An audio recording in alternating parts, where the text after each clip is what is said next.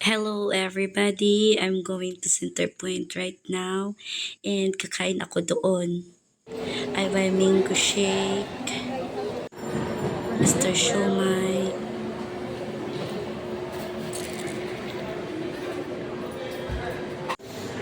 taco. Rainbow. First time ko ito matikman. At from Rainbow, rice with beef, tapa, egg, cucumber, carrot, and there's sesame seeds also. That's it everyone. First time ko itong matikman at saka yung taco first time ko yan matikman din. Sobrang busog na busog ako.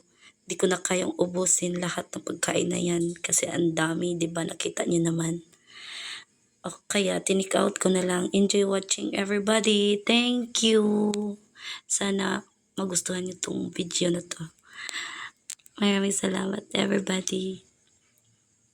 Thank you so much po Ama sa foods and sa blessings na binigay mo po sa amin. Maraming salamat po.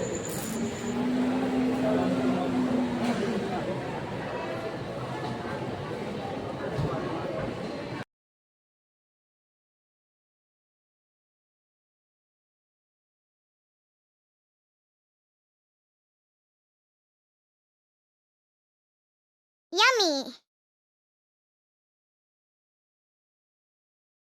Wow!